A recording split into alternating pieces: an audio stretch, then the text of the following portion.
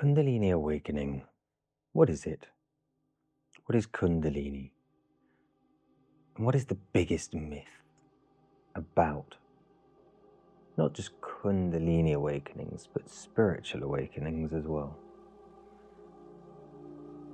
First of all, just connect to the energy in this energy activation transmission.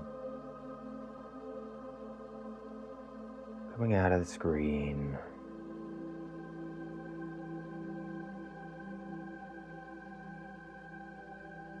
There are many ideas about what Kundalini is. And I've said this in previous videos. Kundalini, the Shakti, the energy. Higher up, the Shiva, the consciousness, activation.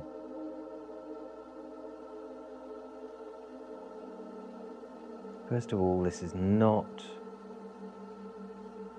just a yogic technique. It's found all around the world.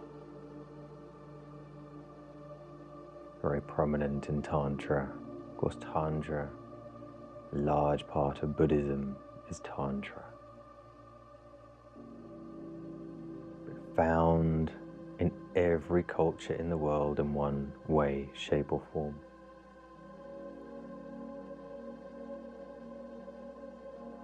But let's turn our thoughts a second to mystics, psychics, and all of this world. Because all these things are to do with the Kundalini. Now, don't get me wrong. I'm not saying if there is someone who is psychic, telepathic, they see the future, they have some skill, that their Kundalini is awakened. Not at all. Yet there is a part, a section that they have of their Kundalini open to them. And yes, for these people it may be easier if they wish to work on awakening their Kundalini, on awakening their tantric energies as well. But this is all part and parcel of Kundalini. This is what the siddhis are. Abilities that are totally within our nature, if only we tune into them and awaken them. And of course, just messing around with this can lead to problems. Just as spontaneous awakenings can lead to problems.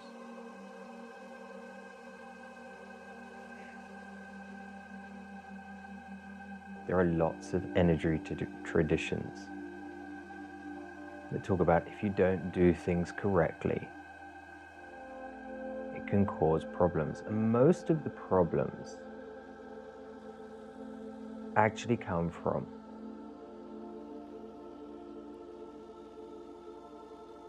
Kundalini, fire bowl, forget coiled serpent, fire bowl, female energy. Most of the problems that come from Kundalini rising is that it is a fire energy. This is where the Taoist practices over the Hindu practices are very interesting, because they embrace the yin, the cool, the water energies within Kundalini that help to keep it balanced, that help to keep it safe. And to anyone that is watching this that may have had problems with the Kundalini. It could be that you've accidentally sent the energy up the Ida or the Pingala instead of the Sushumna. There is just too much fire for your body, because everyone is slightly different, for your body to cope with. And therefore it needs to be balanced out with the yin, with the cooling, with the moon rather than the sun. They're all metaphors. All these languages are metaphors. The water energy. And by balancing them out, in many cases the problems can simply just disappear as everything comes into alignment.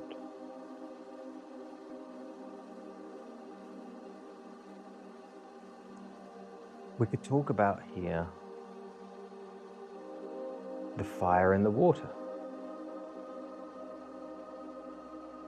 But yet we could also talk about this as the active rising and the passive rising. The active through the bandhas, active through forcing energy or by its own sudden arising due to certain things.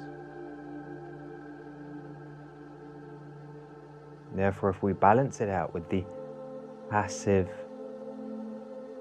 embracing, feeling, sensing only,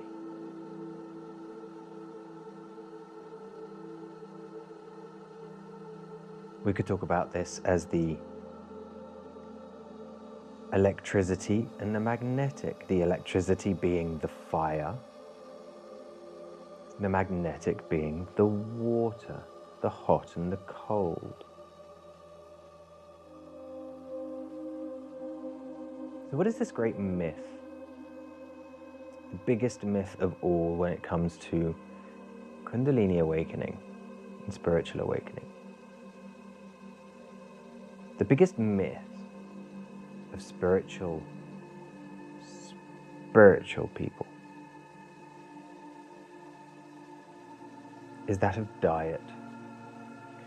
Oh, you have to be a vegetarian, you have to be a vegan to feel spiritual, to be more spiritual and to awaken. This is absolute nonsense. It's nonsense. And if you read, especially of Westerners who have had Kundalini experiences, you'll find a lot of them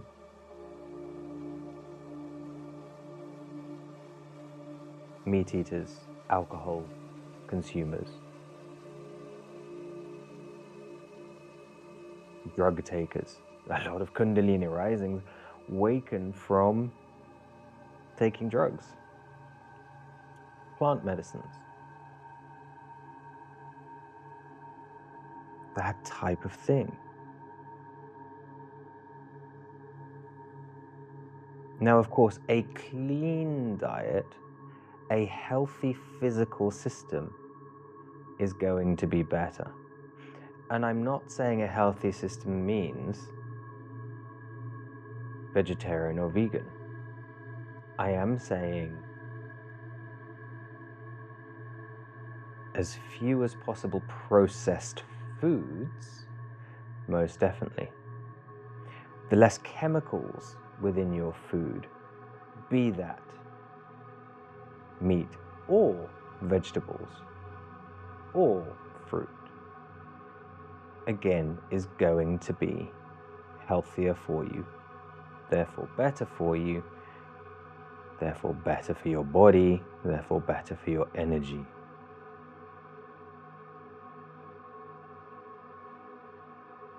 But anyone who says, oh, you have to be vegetarian to be spiritual or vegetarian to raise your Kundalini, simply shows they do not know what they are talking about. They are just following what they like as a belief. Just like the people that follow the colors of the Kundalini being the colors of the rainbow, because it was popularized in the 1970s, which originally was actually an explanation to help people understand and remember. Nothing more. And it got turned and twisted and misunderstood. And now in this generation, everyone believes the chakras are the colors of the rainbow inversed. When you think about it, what does one have to do with the other? It's a great explanation tool, but really, always do your own independent research. What I've said about the meat, go look it up. And think about it. The shamanic traditions, the animals, the sacred animals, the vision journey animals, are they all vegetarian and vegan? The most spiritual animals, or considered to be most spiritual animals, are they vegetarian and vegan?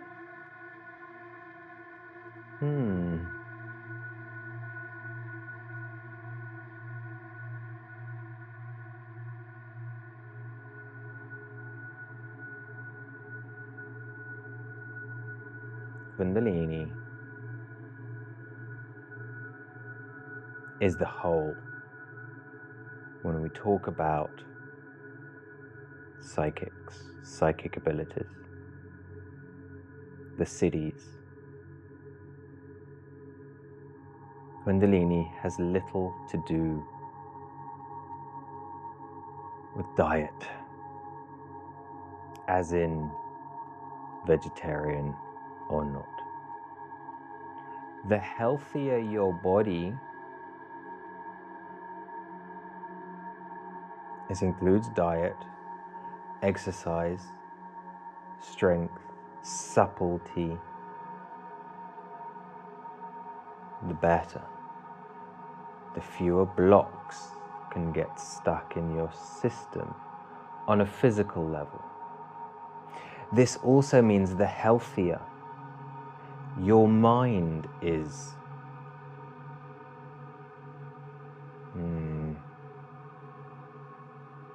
Just as you keep your diet healthy, keep your mind healthy.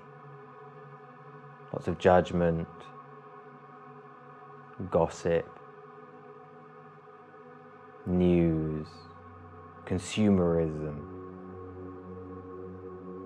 the Western ideas of stress and being happy in discontentment.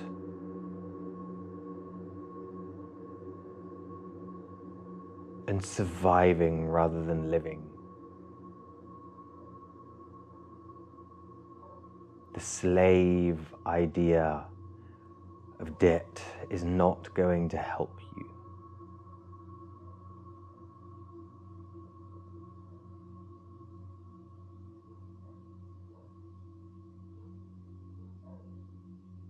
It is as important, if not more important, to have a healthy mind than a healthy body.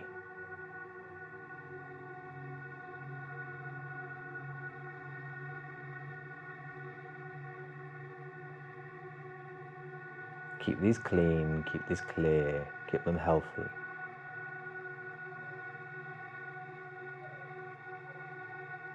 The egoic mind and things like that are not going to help you. The narcissistic, way of survival is not going to help you.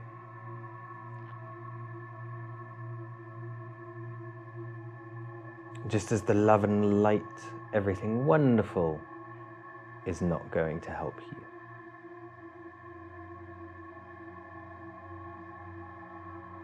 False realities, kidding yourself, is not going to help you. What is going to help you is to break your bonds of dualism, right and wrong, yes and no, black and white.